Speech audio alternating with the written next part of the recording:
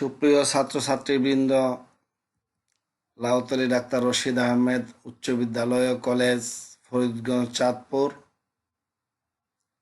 যারা ব্যবসা শিক্ষা শাখায় একাদশ ও দ্বাদশ শ্রেণীতে অধ্যয়ন করছ, তাদের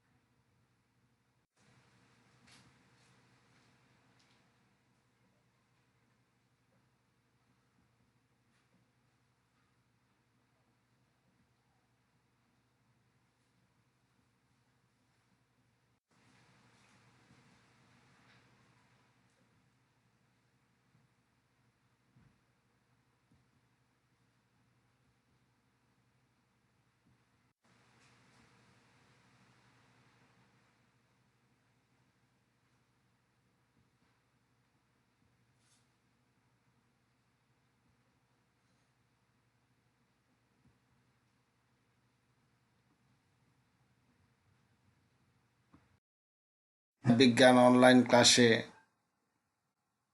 স্বাগত জানাই। এই অনলাইন ক্লাসে আজ আমরা হিসাব বিজ্ঞান প্রথম পত্রের কার্যপত্র নিয়ে আলোচনা করব। কার্যপত্র নিয়ে এর আগেও একটি ক্লাস তোমাদের সামনে উপস্থাপন করা হয়েছিল।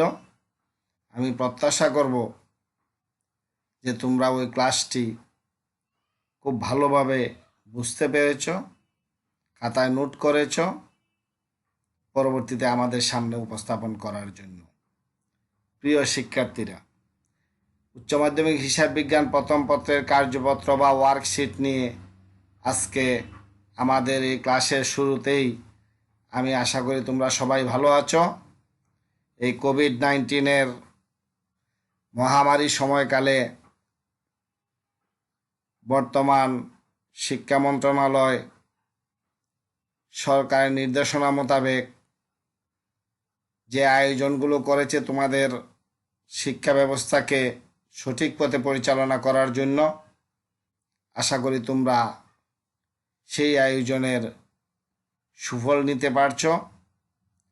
তোমরা বাংলাদেশ টেলিভিশন সহ বিভিন্ন মাধ্যমে, বিভিন্ন অনলাইন মাধ্যমে আর আমাদের প্রতিষ্ঠানের যে পেজ লাউতলী ডাক্তার রশিদ আহমেদ উচ্চ বিদ্যালয় কলেজ, ফরিদগঞ্জ, চাঁদপুর নামে এই পেজে আমাদের যে সকল শিক্ষকবৃন্দ প্রতিনিয়ত ক্লাস দিয়ে যাচ্ছেন, সেই ক্লাসগুলো করে তোমরা উপকৃত হচ্ছ, এই আশাটুকু। আজকে আমাদের কার্যপত্র নিয়ে আলোচনা হবে। কার্যপত্র বা ওয়ার্কশিটের মূল উদ্দেশ্য হলো হিসাবের যে ব্যালেন্স শিট, আর্থিক বিবরণী, আর্থিক অবস্থা, এগুলো নির্ণয়ের জন্য প্রাথমিক বা একটা তালিকা তৈরি, যে তালিকাটা সেই হিসাবগুলো করার জন্য সহযোগিতা হিসাবে আয়নার মতো তোমাদের সামনে উপস্থাপন হবে। অর্থাৎ কার্যপত্রের মধ্যেই আমরা পেয়ে যাব মোট মুনাফা, নিট মুনাফা, আর্থিক অবস্থার বিবরণী বা ব্যালেন্স শিট তৈরির সমস্ত আয়োজনগুলো।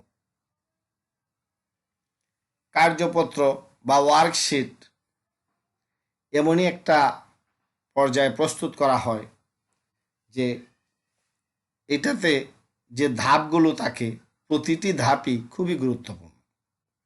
প্রথম ধাপগুলোর মধ্যে আমরা রেওয়া মিলের যে ধাপ, সেটা প্রদত্ত রেওয়া মিলটি হুবহু উঠাই এবং পরবর্তীতে সমন্বয়গুলো নিয়ে কাজ করি। সমন্বয়ের যে সকল আইটেমগুলো লাভ লোকসান বিবরণী বা বিশদ আয় বিবরণীতে যাবে, সেগুলোতে আমরা বিশদ আয় বিবরণীতে নেই। যেগুলো ব্যালেন্স শিট বা উদ্বৃত্তপত্রে যাবে, সেগুলোকে আমরা উদ্বৃত্তপত্রের ঘরগুলোতে নেই এবং দ্বিতীয় পত্রের যেগুলো লাভ লোকসান আবন্টন হিসাব বা profit and loss allocation account, distribution account, সেই অ্যাকাউন্টে নেই। তো আজকে আমরা 2টা ঘর বেশি করলেও মূলত তোমাদের জন্য প্রয়োজন পড়ে 10টা ঘর। আমরা 12 ঘরা কার্যপত্র প্রদর্শন করব। প্রিয়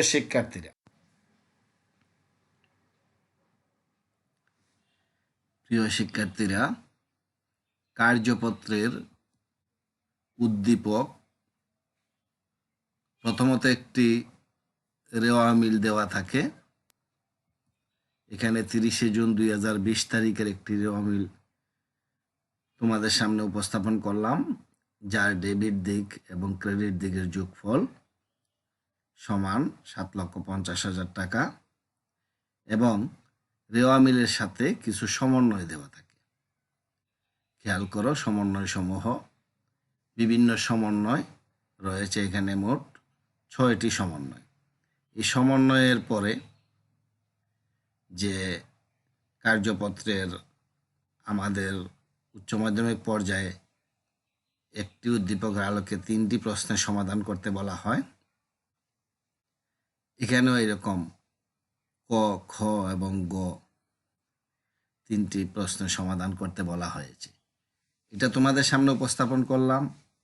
কার্যপত্রের উদ্দীপক হিসাবে কি ধরনের তথ্য উপস্থাপন করা হয় সেটা তোমাদের বোঝানোর জন্য।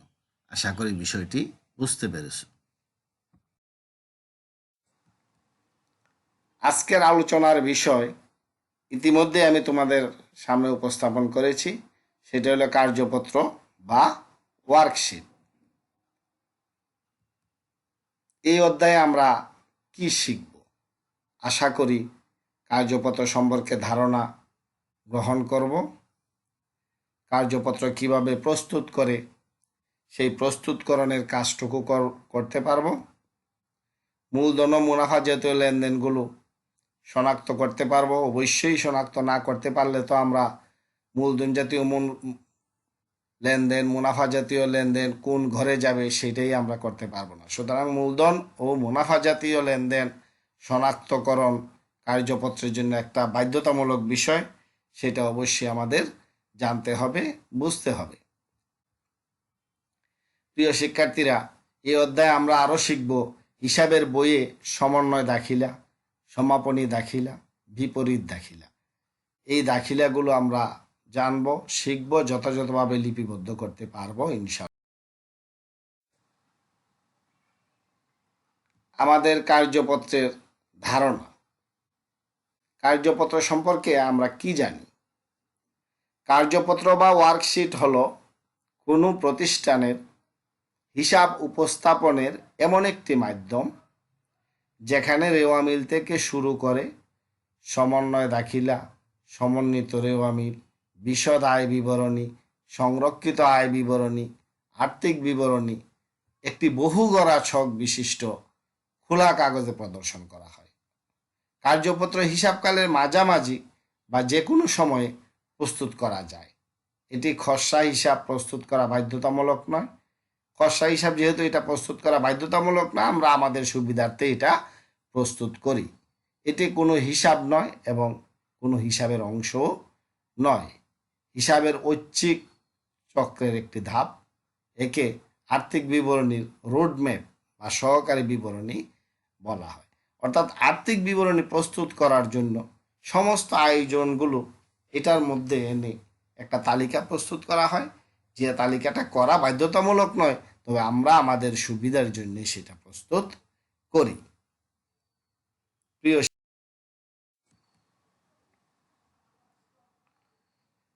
কার্যপত্র কিভাবে প্রস্তুত করতে হয়? বিভিন্ন রকমের কার্যপত্রের ধাপ থাকে। এই ধাপগুলোর মধ্যে দেখো,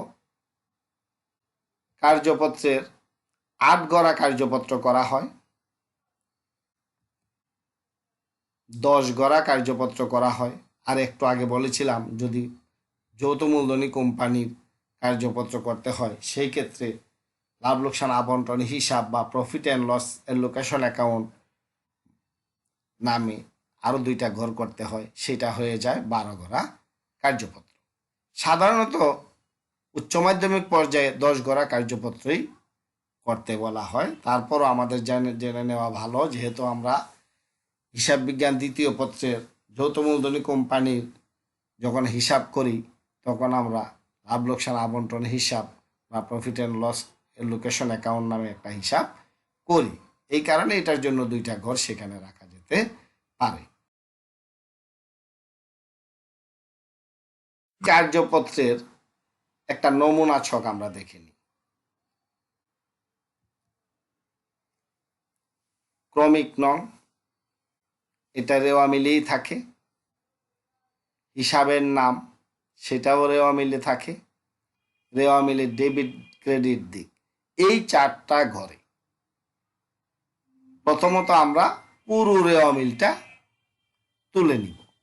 অর্থাৎ আমাদেরকে যে উদ্দীপকটা দেওয়া হবে রেওয়া মিলের, যে উদ্দীপকের আলোকে আমাদেরকে কার্যপত্র করতে হবে, সেই রেওয়া মিলটা হুবহু আমরা ক্রমিক নং, হিসাবের নাম, রেওয়া মিলের ডেবিট ক্রেডিটের ঘরগুলোতে টাকার অঙ্কগুলো সহ তুলে নিব। তারপরে আমরা জানি রেওয়া মিলের পরে, রেওয়া মিল দেওয়ার পরে নিচের অংশে অনেকগুলো সমন্বয় দেওয়া থাকে। এই সমন্বয়গুলোর সাধন করার কাজটা করব সমন্বয়ের ঘরে। সমন্বয়ের ডেবিট ঘরে ব্যয়গুলো যাবে, ক্ষতিগুলো যাবে, ক্রেডিট ঘরে আয়গুলো যাবে, মুনাফাগুলো যাবে। প্রিয় শিক্ষার্থীরা, এর পরের ঘরটা হলো বিশদ আয় বিবরণী। অর্থাৎ আমরা আগে যেটাকে লাভ লোকসান হিসাব বলতাম, এখন এটা বিশদ আয় বিবরণী নামে অভিহিত হয়। সেই বিশদ আয় বিবরণী ডেবিট দিকে যাবে প্রধানত ব্যয় সমূহ, ক্রেডিট দিকে যাবে আয় সমূহ। আর আমরা জানি যে বিশদ আয় বিবরণীর ব্যালেন্সটাই হয় লাভ হবে বা ক্ষতি হবে, নিট লাভ বা নিট ক্ষতি নামে অভিহিত করা হবে। এরপর আসে আর্থিক বিবরণী অর্থাৎ ব্যালেন্স শিট।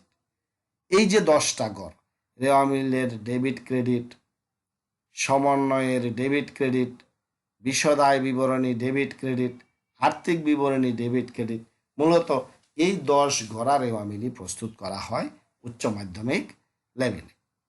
এটাই হইল রেওয়া মিলের একটি আদর্শ ছক। এই ছকের নমুনাটা দেখে তোমরা বুঝে নাও যে এই যে সর্বশেষ যে ঘরগুলো আছে আর্থিক বিবরণীর ডেবিট ক্রেডিট, সেখানে ডেবিট দিকে বসবে সম্পদগুলো, ক্রেডিট দিকে বসবে দায়গুলো। অর্থাৎ এবং সম্পদ ও দায়ের বিবরণী তো আর্থিক বিবরণী বা ব্যালেন্স শিট, সুতরাং ওইখানে ডেবিট দিকে বসবে ব্যয়গুলো, সম্পদগুলো, আর ব্যয়ের যে ব্যয়গুলো অগ্রিম প্রদান করা হয়েছে সেগুলো তো সম্পদ, সেগুলো আর্থিক বিবরণী ডেবিট দিকে যাবে, আর দায়গুলো যাবে ক্রেডিট দিকে। এই হলো আমাদের একটা কার্যপত্র বা ওয়ার্কশিটের নমুনা ছক।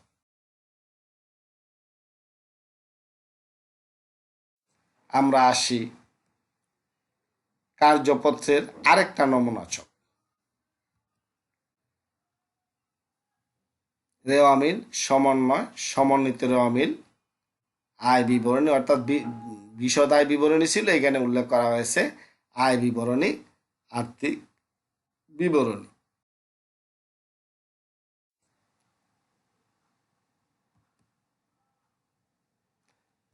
কার্যপত্রের আরেকটি নমুনা ছক দেখি।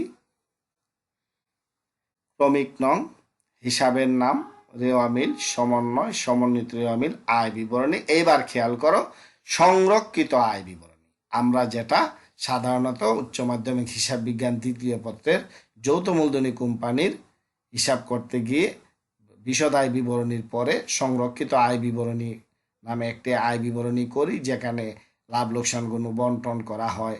অর্থাৎ যেহেতু যৌথ মূলধনী কোম্পানির লাভ লোকসান সাধারণ কোম্পানি বা সাধারণ ব্যবসার লাভ লোকসান হিসাবের মতো নয়, সেই ক্ষেত্রে এই মুনাফা বন্টন করতে হয়, বিভিন্ন রকমের সমন্বয়গুলো আছে, এগুলো সংরক্ষিত আয় বিবরণীতে যায়। তবে তোমাদের কার্যপত্র সাধারণত 10 গড়াই হবে, এরকম 12 গড়া হবে না। এই চকটি 12 গড়া, আমি এই 12 গড়া কার্যপত্রের একটি চক। তবে তোমাদের খেয়াল রাখতে হবে, সেটা শুধু তোমাদের বোঝানোর জন্য সংরক্ষিত আয় বিবরণী চকটা রাখা হয়েছে, যেহেতু আমরা দ্বিতীয় পত্রে এটা করি। তবে তোমাদের ক্ষেত্রে 10 গড়া কার্যপত্রের ঘড়ি।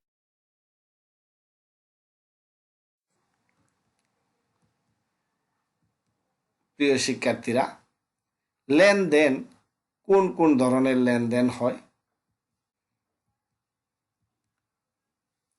লেনদেনের মধ্যে কিছু কিছু লেনদেন রয়েছে মূলধন জাতীয়, আর কিছু কিছু লেনদেন রয়েছে মুনাফা জাতীয়। যে লেনদেনগুলোর মাধ্যমে সম্পদ অর্জিত হয়, স্থায়ী সম্পদ অর্জিত হয়, স্থায়ী সম্পদ চলে যায়, কমে যায়, বৃদ্ধি পায়, এই ধরনের লেনদেনগুলো হলো মূলধন জাতীয় লেনদেন। সাধারণত সেই ধরনের লেনদেনগুলোর অ্যামাউন্টগুলো একটু বড় অঙ্কের হয়ে থাকে। আর মুনাফা জাতীয় লেনদেন হলো প্রতিনিয়ত যে লেনদেনগুলো ঘটে, যেমন ক্রয় বিক্রয়, বেতন প্রদান, ভাড়া প্রদান, এগুলো হলো মুনাফা জাতীয় লেনদেন। আর মূলধন জাতীয় লেনদেন হলো যে স্থায়ী সম্পদ ক্রয়, স্থায়ী সম্পদ বিক্রয়, এই ধরনের লেনদেনগুলো হলো মূলধন জাতীয় লেনদেন। সেক্ষেত্রে মূলধন জাতীয় লেনদেনের ক্ষেত্রে আয় রয়েছে, ব্যয় রয়েছে, আবার মুনাফা জাতীয় লেনদেনের ক্ষেত্রেও আয় রয়েছে, প্রাপ্তি বা আয় রয়েছে, প্রদান। মূলধন জাতীয় লেনদেন, যেসব লেনদেন দীর্ঘমেয়াদী 1 বছরের অধিক সময় অপেক্ষাকৃত বড় অঙ্কের ও নিয়মিত সংগঠিত হয় না, সেই ধরনের লেনদেনকে বলা হয় মূলধন জাতীয় লেনদেন। যেমন ভূমি ক্রয়,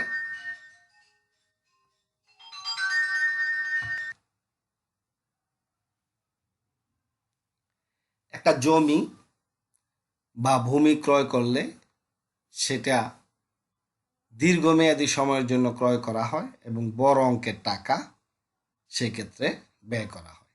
আবার যখন বিল্ডিং বা ইমারত নির্মাণ করা হয়, তখনও বিশাল অঙ্কের ব্যয় হয় এবং সেটাও দীর্ঘমেয়াদী বিনিয়োগ হিসাবে বিবেচনা করা হয়। দালান, ভূমি, এগুলো হলো মূলধন জাতীয় ব্যয়। তাছাড়া আছে গাড়ি ক্রয় করলেও সে ধরনের ব্যয়, ফার্নিচার বা আসবাবপত্র ক্রয়, সেগুলো। প্রিয় শিক্ষার্থীরা, এবার আসি আমরা মুনাফা জাতীয় ব্যয় বা মুনাফা জাতীয় লেনদেনগুলো। যেসব লেনদেন স্বল্প মেয়াদী 1 বছরের কম সময়ের জন্য ব্যয় করা হয়, অপেক্ষাকৃত ছোট অঙ্কের এবং নিয়মিত সংগঠিত হয়, প্রায়ই সংগঠিত হয়, প্রতিনিয়ত হয়, এইরকম ধরনের লেনদেনগুলি হলো মুনাফা জাতীয় লেনদেন।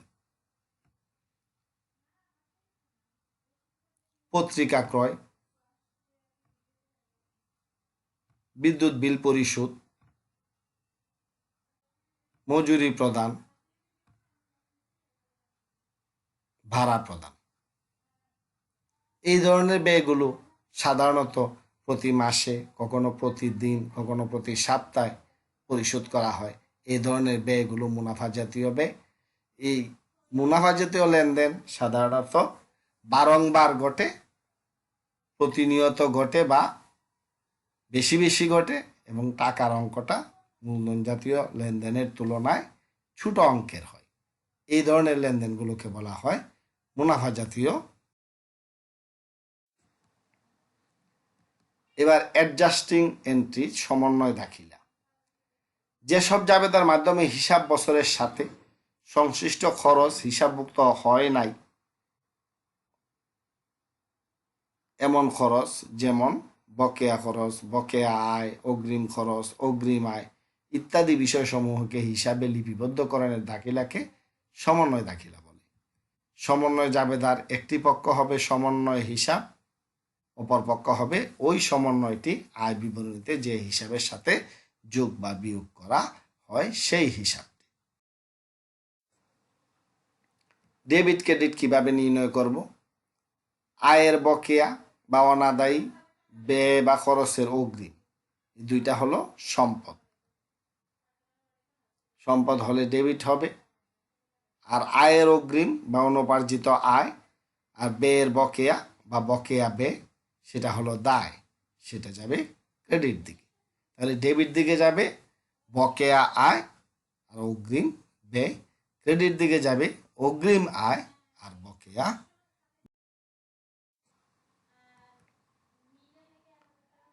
যেমন বকেয়া বেতন 1,000 টাকা, বেতন হিসাব ডেবিট, বকেয়া বেতন হিসাব ক্রেডিট।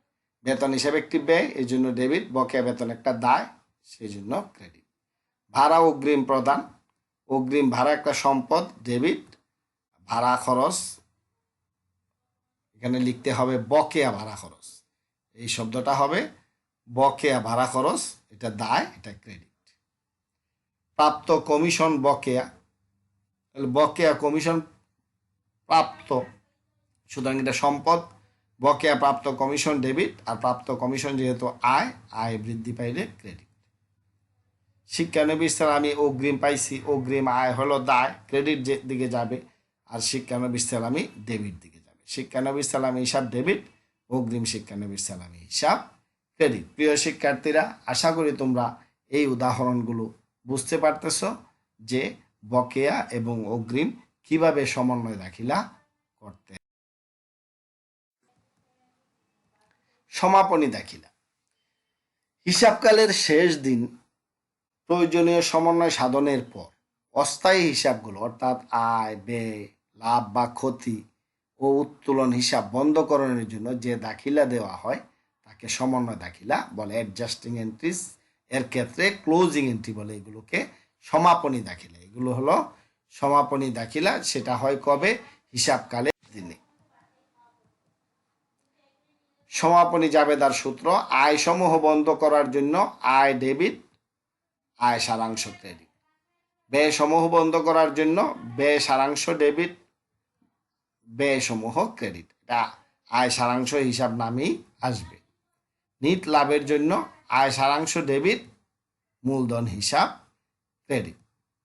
নিট ক্ষতি হলে বিপরীতটা হবে, অর্থাৎ মূলধন হিসাব ডেবিট, আয় সারাংশ হিসাব ক্রেডিট। প্রিয় শিক্ষার্থীরা, সমাপনী জাবেদাগুলো আবার তোমরা খেয়াল করো। আয় সমূহ বন্ধ করার জন্য আয় সমূহ ডেবিট, আয় সারাংশ হিসাব ক্রেডিট। ব্যয় সমূহ বন্ধ করার জন্য আয় সারাংশ হিসাব ডেবিট, ব্যয় সমূহ ক্রেডিট। নিট লাভের জন্য আয় সারাংশ হিসাব ডেবিট, মূলধন ক্রেডিট। আর নিট ক্ষতি হলে মূলধন ডেবিট, আয় সারাংশ হিসাব ক্রেডিট হবে।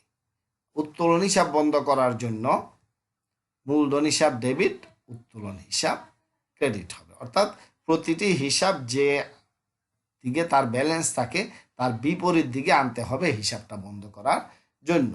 যেমন আয়ের ক্ষেত্রে আয়ের ব্যালেন্স সাধারণত ক্রেডিট থাকে, সুতরাং আয় সমূহ ডেবিট করতে হবে। ব্যয়ের ক্ষেত্রে ব্যয়ের ব্যালেন্স সমূহ সাধারণত ডেবিট থাকে, সেটা ব্যয়ের আয় সারাংশ হিসাব ক্রেডিট করতে হবে, ব্যয় সমূহ হিসাব ক্রেডিট করতে হবে। নিট লাভের জন্য নিট লাভ সাধারণত ক্রেডিট থাকে, সুতরাং নিট লাভ বন্ধ করার জন্য মূলধনকে ক্রেডিট করে আয় সারাংশ হিসাব ডেবিট করতে হবে।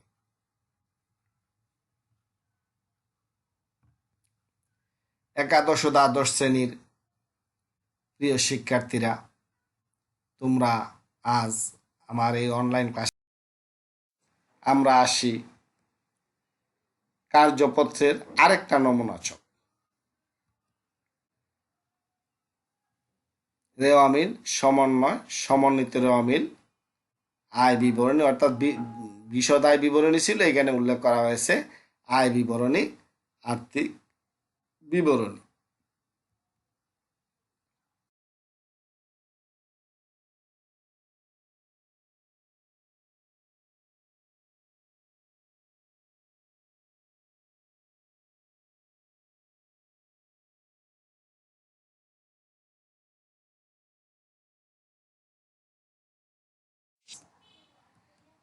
এবার আমরা যা করলাম, এতক্ষণ যে বিষয়গুলো নিয়ে উপস্থাপন করলাম, এতে আমরা বলতে পারি হিসাব চক্রের ঐচ্ছিক ধাপগুলো ৮ গড় বিশিষ্ট কার্যপত্রে কোন শিরোনামটি থাকে না, অর্থাৎ ১০ গড় বিশিষ্ট কার্যপত্রের আর ৮ গড় বিশিষ্ট কার্যপত্রের মধ্যে যে শিরোনামের পার্থক্য আছে সেটা, দালান কোটা সম্প্রসারণ ব্যয় কোন জাতীয় ব্যয়, দুতলা বিল্ডিংকে ৩ তলা করলে বা একটা বিল্ডিংয়ে একটা রুম বৃদ্ধি করলে এই ধরনের ব্যয়গুলোকে মূলধন জাতীয় ব্যয় বলে না মুনাফা জাতীয় ব্যয় বলে। অবশ্যই তোমরা এটা বলতে পারবে। আয় ব্যয় মুনাফা জাতীয় হিসাব বন্ধ করার জন্য কোন দাখিলা দেওয়া হয়, অনুপার্জিত সেবা আয়ের ৫,০০০ টাকা অর্জিত হয়েছে, সমন্বয় জাবেদা এটার তৈরি করো, অগ্রিম বীমার বিপরীত জাবেদা দাও। অর্থাৎ অগ্রিম বীমাটাকে পরবর্তী বছরে নেওয়ার জন্য যে দাখিলাটা দেওয়া দরকার সেই দাখিলাটা দাও, আর উত্তোলনের সমাপনী জাবেদা দাও। উত্তোলন হিসাবটা ক্লোজ করতে গেলে কিভাবে জাবেদা দিতে হয় ইতিমধ্যেই তোমাদেরকে দেখানো হয়েছে, প্রয়োজনে তোমরা রিভিউ দেখে নিবে, দেখে নিয়ে এটার উপরে তোমরা উত্তর প্রস্তুত করো।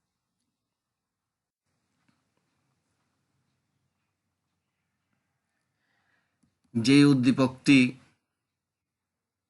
কার্যপত্রের নমুনা উদ্দীপক হিসাবে দিয়েছিলাম, সেই উদ্দীপকটির আলোকেই এখন আমরা একটি কার্যপত্রের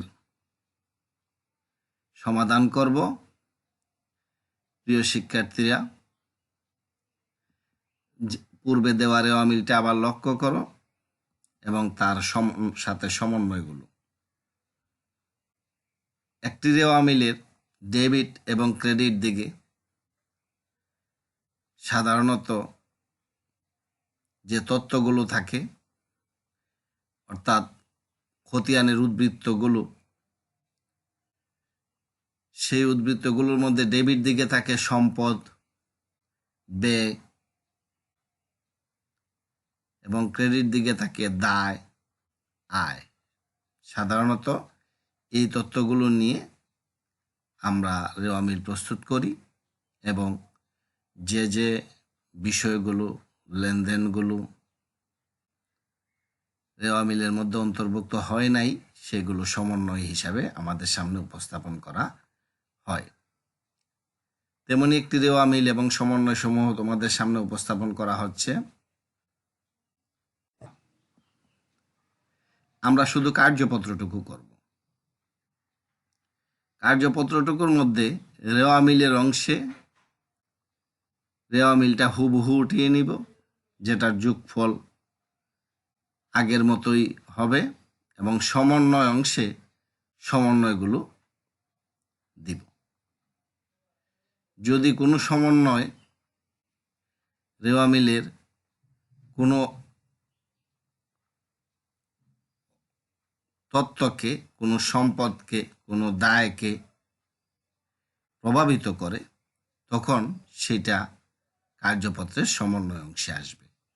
আর সমন্বয় অংশে আসার পরে রেওয়া মিলের ওই উপাদানটির যোগ বিয়োগ করে যে পরিমাণ টাকা বা অর্থের পরিমাণ দাঁড়ায়, সেটা সমন্বিত রেওয়া মিল অংশে যাবে। সাধারণত 6 গড়া রেওয়া মিল করতে বললে আমরা এইটুকু করি। রেওয়া মিলের 2টি গড়, সমন্বয়ের 2টি গড়, সমন্বিত রেওয়া মিল।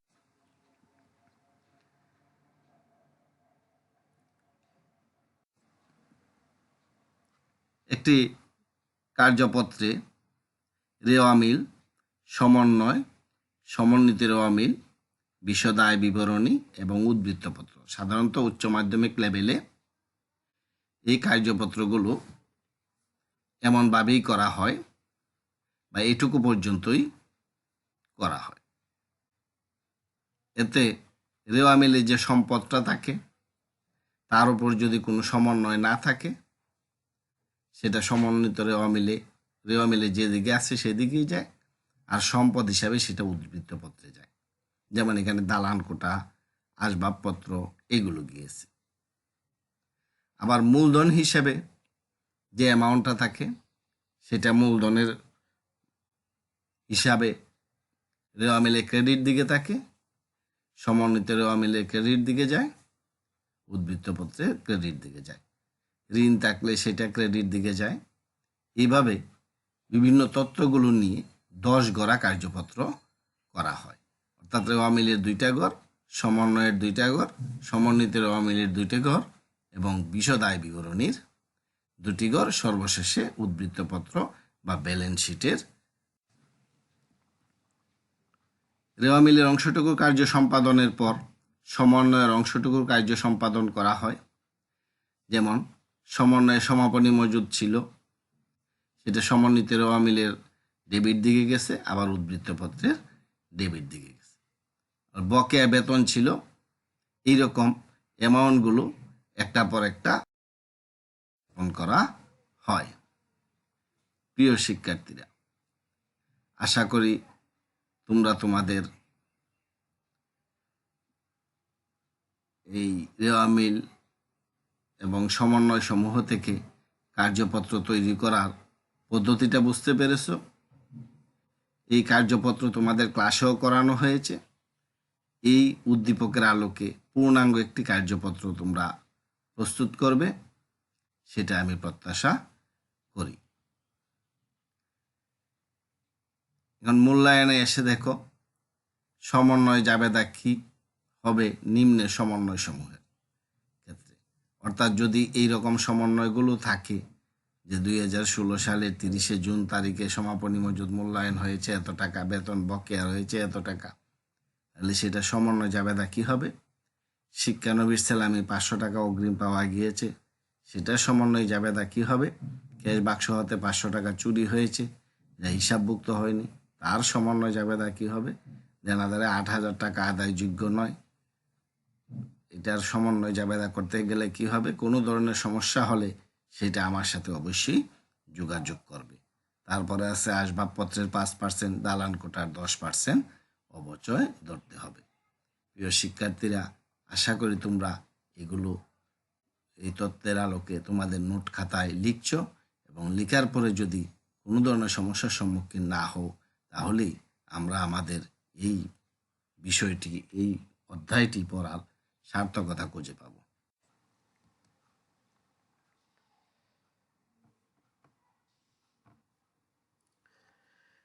প্রিয় শিক্ষার্থীরা, আজকের এই ক্লাসের আমরা শেষ পর্যায়ে এসে পৌঁছেছি। আমি আশা করব তোমরা আমার এই ক্লাসটি তোমাদের হিসাব বিজ্ঞান প্রথম পত্র বিষয়ের নোট খাতায় তুলে রাখবে, যেটা পরবর্তীতে মূল্যায়নে তোমাদের জন্যই কাজে লাগবে। আমরা অবশ্যই এগুলো তোমাদের কাছ থেকে কালেক্ট করব। এখন আমরা করোনা ভাইরাসের কারণে সবাই যার যার গৃহে নিরাপদে অবস্থান করছি। অতি প্রয়োজন ছাড়া আমরা বের হচ্ছি না। আমরা বের না হলে কি হবে? সমাজে মাদক ছড়িয়ে পড়ছে। এই মহামারীর মধ্যে মাদক আরেক মহামারী, যা আমাদেরকে, আমাদের সমাজকে, সমাজের শান্তিকে বিনষ্ট করে দিচ্ছে। আমরা মাদককে না বলি, সুন্দর ও সমৃদ্ধ বাংলাদেশ গড়ে তুলি। লাখো মানুষের রক্তে গড়া এই স্বাধীনতাকে আমরা ব্যর্থ হতে দিতে পারি না। স্বাধীনতার সুফল পেতে হলে মাদককে না বলতে হবে। মাদক সেবীদেরকে এই পথ থেকে ফিরিয়ে আনতে হবে। তারা আমাদের ভাই, তারা আমাদের আপনজন, কিন্তু তারা বিপথে চলে গেছে। তাদেরকে সেই পথ থেকে অবশ্যই ফিরে আসতে হবে। আমাদের স্বার্থে, রাষ্ট্রের স্বার্থে, সমাজের স্বার্থে, সুন্দর একটি পৃথিবীর স্বার্থে মাদককে আমরা না বলবো, মাদক থেকে আপনজনদেরকে বিরত রাখবো।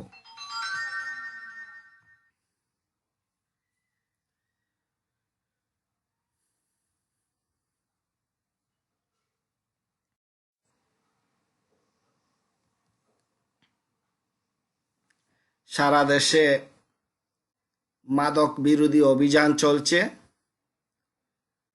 বাংলাদেশের পুলিশ বাহিনী, বিভিন্ন সময় সেনাবাহিনী, যৌথ বাহিনী এই মাদক বিরোধী অভিযানে অংশগ্রহণ করছে। আমরা সমাজের যে যে পর্যায়ে আছি, যতটুকু সম্ভব এই অভিযানকে সফল করার জন্য আমরা সচেষ্ট থাকব। মাদককে এই সমাজে ছড়িয়ে যেতে দেব না। আমাদের আপনজনদেরকে মাদকের বলি হতে দেব না। আমি আশা করব প্রিয় ছাত্রছাত্রী, তোমরা এই মাদক বিরোধী অভিযানকে সফল করার চেষ্টা করবে। যে কোনো স্থানে মাদকের আনাগোনা, মাদক ব্যবসায়ীদের আনাগোনা দেখলে সেটা আইন শৃঙ্খলা বাহিনীকে অবহিত করবে, না হইলে আমাদের সমাজ নিরাপদ থাকবে না, আমাদের দেশের শান্তি বিনষ্ট হবে, আপনজনেরা বিপদে চলে যাবে। মাদক আসক্ত হলে আমরা জানি মানুষের স্বাভাবিক আচরণ চেঞ্জ হয়ে যায়, রুক্ষ আচরণ তৈরি হয়। আর আগেই বলা হয়েছে সিগারেট বা ধূমপান মাদকের প্রথম পর্যায়। আমরা ধূমপান থেকেও মুক্ত থাকব। ধূমপান মানে বিষপান, সেটা ক্যান্সার সৃষ্টি করে। আরও বড় কথা হলো মাদকের শুরুই হয় ধূমপান থেকে। ধূমপান করে না এমন খুব কম ব্যক্তি আছে যারা মাদক সেবন করে। সুতরাং ধূমপায়ীদেরকে পরিত্যাগ করব। যারা ধূমপান করে তাদেরকে এই পথ থেকে ফেরানোর চেষ্টা করব। ধূমপান করে যারা, মাদক সেবন করে যারা, তাদের সাথে আমরা চলব না। আশা করব তোমরা নিরাপদে থাকবে, মাদক বিরোধী অভিযানে সহযোগিতা করবে। এই চলমান মাদক বিরোধী অভিযানের সাফল্য অবশ্যই আমরা কামনা করি, কারণ এটা আমাদের রাষ্ট্রের স্বার্থে, আমাদের সমাজের স্বার্থে, আমাদের শান্তির স্বার্থে। মাদক নেশা, এই নেশা মানুষকে ধ্বংসের পথে নিয়ে যাবে। একটাই জীবন, সেই জীবনটিকে সুন্দরভাবে গড়তে হবে। সুন্দর একটি সুস্থ সমাজ, সুস্থ একটা জীবন, শান্তিময় একটা পরিবেশ সবারই প্রত্যাশা। আমরা কেউ অশান্তি চাই না। তাই মাদক থেকে আমরা মুক্ত থাকব, মাদকের ধারে কাছে আমরা যাব না, এবং আপনজনদেরকে খেয়াল রাখব তারা যেন কিছুতেই মাদকে আসক্ত না থাকে। প্রিয় অভিভাবক যারা আছেন, আমাদের প্রিয় ছাত্রছাত্রীদের পিতামাতা, বড় ভাই বোন, আপনারা আমাদের ছাত্রছাত্রীদের চলাফেরা, গতিবিধি লক্ষ্য করবেন, তাদের আচরণ খেয়াল করবেন। হঠাৎ করে যদি তাদের আচরণে কোনো বিশেষ পরিবর্তন পরিলক্ষিত হয়, অবশ্যই বুঝতে হবে কোনো না কোনো চক্করে, কোনো না কোনো ফাঁদে তারা পড়ছে। প্রাথমিক পর্যায়ে ধরতে পারলে হয়তো এই ফাঁদ থেকে তাদেরকে রক্ষা করা যাবে। না হলে একটি পরিবার তথা আমাদের সমাজ ধ্বংস হয়ে যাবে এবং নিজেদের শান্তি বিনষ্ট হবে। অভিভাবকদের ভূমিকা এখানে অনেক গুরুত্বপূর্ণ, কারণ অভিভাবকদের কাছে দিন শেষে ছাত্রছাত্রীরা ফিরে যায়। তারাই প্রথম লক্ষ্য করতে পারবেন তাদের সন্তান, তাদের ছোট ভাই, তাদের আপনজনের মধ্যে কোনো ধরনের আচরণের পরিবর্তন পরিলক্ষিত হচ্ছে কিনা, এবং সেই ধরনের হলেই প্রয়োজনে আমাদের সহযোগিতা নেবেন। নিজেরা চেষ্টা করবেন আপনজনদেরকে মাদক থেকে মুক্ত রাখার। এবার প্রিয় ছাত্রছাত্রী, তোমাদের জন্য বাড়ির কাজ। সমন্বিত জাবেদা দাও। অলিখিত ক্রয় 1000 টাকা। আসবাবপত্রের উপর 5% অবচয় ধরো, যেখানে আসবাবপত্র 20,000 টাকা। সেবা প্রদান করা হয়েছে কিন্তু পাওয়া যায়নি 5,000 টাকা। বছর শেষে 2,000 টাকার সাপ্লাইজ অব্যবহৃত রয়েছে। দেওয়া মিলে সাপ্লাইজ 5,000 টাকা। অগ্রিম বীমার মেয়াদ উত্তীর্ণ হয়েছে 1,500 টাকা এবং অনুপার্জিত সেবা আয়ের 4,000 টাকা অর্জিত। আজ এই পর্যন্তই। বাড়ির কাজ তোমরা সুন্দরভাবে করবে। কোনো ধরনের সমস্যা হলে আমার সহযোগিতা নেবে, আমার সাথে যোগাযোগ করবে, এই প্রত্যাশা করে আজকের মতো এখানেই আমি বিদায় নিচ্ছি। আল্লাহ হাফেজ।